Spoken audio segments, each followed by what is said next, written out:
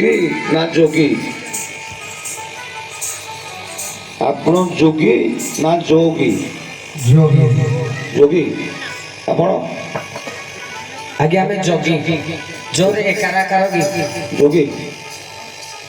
ଆଉ ତାହେଲେ ଯୋଗୀ କିଏ? ଜୋରେ ହର୍ଷକାରେ ଆଉ ଘରେ ଗରିବାରେ ସେ ଯୋଗୀ ଆଜ୍ଞା ଆଜ୍ଞା ଯେ ଯୋଗ ସାଧନ କରେ ତାଙ୍କୁ ଯୋଗୀ କୁହାଯାଏ। ଯେ କର୍ମକୁ ନେଇ ଚଳେ ତାକୁ ଆଜ୍ଞା ଯୋଗୀ କୁହାଯାଏ।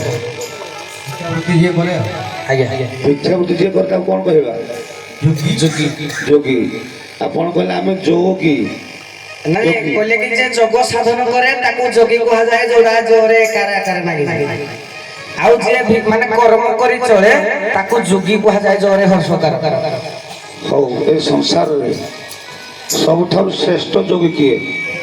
ଏ ଗୀତା କଥା କହୁଛି। ଧ୍ୟାନ ଯୋଗ ଶ୍ରେଷ୍ଠ ଅଧ୍ୟାୟ। ଗୀତାର ଷଷ୍ଠ ଅଧ୍ୟାୟ ଧ୍ୟାନ ଯୋଗର ଅଛି। ସଂସାରରେ ସବୁଠାରୁ ଶ୍ରେଷ୍ଠ ଯୋଗୀ କିଏ? ନଟ ଯୋଗୀ, ଯୋଗୀ। ଆଜ୍ଞା ସଂସାରରେ ଶ୍ରେଷ୍ଠ ଯୋଗୀ କିଏ? ଶ୍ରେଷ୍ଠ ଯୋଗୀ। ଯୋଗୀ କହିଲେ ତପସ୍ୱୀ, ସନ୍ନ୍ୟାସୀ ଏମାନଙ୍କୁ ବୁଝଉଛି ଯୋଗୀ। ଶ୍ରେଷ୍ଠ ଯୋଗୀ କିଏ କୁହନ୍ତୁ? ଧର୍ମ। ଆଜ୍ଞା ଧର୍ମ କ'ଣ ପୁଣି ମାନବକୁ ବୁଝାଉଛି? ଜଣେ ଲୋକକୁ ପଟିଲେ ବୁଝାଉଛି ନା। ଶ୍ରେଷ୍ଠ ଯୋଗୀ କିଏ ସେ ଜଣକ? ତାହେଲେ ଶଙ୍କର ଭଗବାନ। ନା, ଶଙ୍କର ଭଗବାନ ଶ୍ରେଷ୍ଠ ଯୋଗୀ ନୁହେଁ। ଆଜ୍ଞା ଆମ ଏଇ ନରମାନଙ୍କ ମଧ୍ୟରେ ଅଛନ୍ତି ଶ୍ରେଷ୍ଠ ଯୋଗୀ। ସେ ଭଗବାନ ବୋଲେ ଖାଲି। ଆଜ୍ଞା ଯୋଡ଼ିଏ ମତ ଦଉଛି। ପଦା ଗୀତକାର ସମୟ ନାହିଁ। ନାଇଁ ଗୀତ ସାରା କଥାକାର କୁହନ୍ତୁ। କଥାରେ ଆଜ୍ଞା ଗୋରେଖନାଥ। ଗୋରଖନାଥ ତ ସିଏ କହିଲେ ନା ଦେବତ ମହାଯୋଗୀ କିଏ? ଗୋରଖନାଥ ସିଏ। ଯୋଗୀ ହେଲେ ଆଜ୍ଞା ହାଡ଼ିପା। ଗୀତା କହୁଛି ଯେଉଁ ବ୍ୟକ୍ତି ବା ଯେଉଁ ଲୋକ ବା ଯେଉଁ ସନ୍ନ୍ୟାସୀ ଯେଉଁ ତପସ୍ୱୀ ହଉନା କାହିଁକି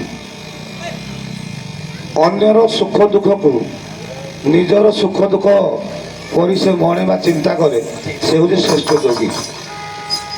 ବୁଝିହେଲା? ଗୀତା ଅନୁସାରେ ଉତ୍ତର ମୁଁ କହୁଛି। ତେଣୁ ଯିଏ ଅନ୍ୟର ସୁଖ ଦୁଃଖ ଭାବେ ମୋ ସୁଖ ଦୁଃଖ ନୁହେଁ, ସିଏ ଶ୍ରେଷ୍ଠ ଯୋଗୀ। କେଉଁ ଯୋଗୀ ଆଣି କହିବ?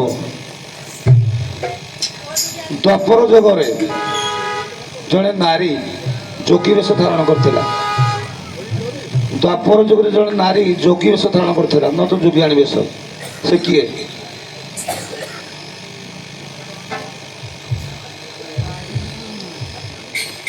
ଆପଣ ଦୁଇ ଜଣ କୁହନ୍ତୁ। ଦ୍ୱାପର ଯୁଗରେ ନାରୀ ଯୋଗୀ ବେଶ ଧାରଣ କରିଥିଲା, ସେ କିଏ ଏବଂ କାହିଁକି ଯୋଗୀ ବେଶ ଧାରଣ କରିଥିଲା? ଆଜ୍ଞା ମନୋରମା ଦ୍ରୌପଦୀ। ଆଜ୍ଞା ଦ୍ରୌପଦୀ କେବେ ଯୋଗୀ ବେଶ ଧାରଣ କରିଥିଲା? କ'ଣ ପାଇଁ? ମନୋରମା କୁଆଡ଼େ ଗଲା? ସହସ୍ରପାତର ସ୍ତ୍ରୀ ମନୋରମା। ମୁକ୍ତା ଦେଇ। ମୁକ୍ତା ଦେଇ କ'ଣ ଦ୍ୱାପର ଯୁଗର? କୋଉ ପୁରାଣ ଲେଖା ହେଇଛି? ହଉ, ସ୍ୱୟଂ ରାଧା କୃଷ୍ଣ ଯେତେବେଳେ ଗୋପରୁ ମଥୁରା ଗଲେ ଯୋଗୀ ବେଶ ଧାରଣ କରି ବାଟରେ ଛକିଥାଏ ରାଧା। ଏମିତି ଶେଷ। ହଁ, ମୁଁ ସେ ବାଟରେ ଟିକେ ପ୍ରଭୁକୁ ଦେଖା କରିବି। କୃଷ୍ଣ ଜାଣିପାରିଲେନି, ପ୍ରଣାମ ଜଣାଲେ ଜଣେ ଯୋଗୀ ରାସ୍ତା ଉପରେ ନାମ ଧରିଛି ବୋଲି। ତେଣୁ ସ୍ୱୟଂ ରାଧା ଯୋଗୀ ବେଶ ଧାରଣ କରିଥିଲେ। ହଉ, ଭଲ ଲାଗିଲା। ସମୟ ସ୍ୱଳ୍ପ, ଆପଣମାନେ ମଞ୍ଚରୁ ପ୍ରସ୍ଥାନ କରନ୍ତୁ।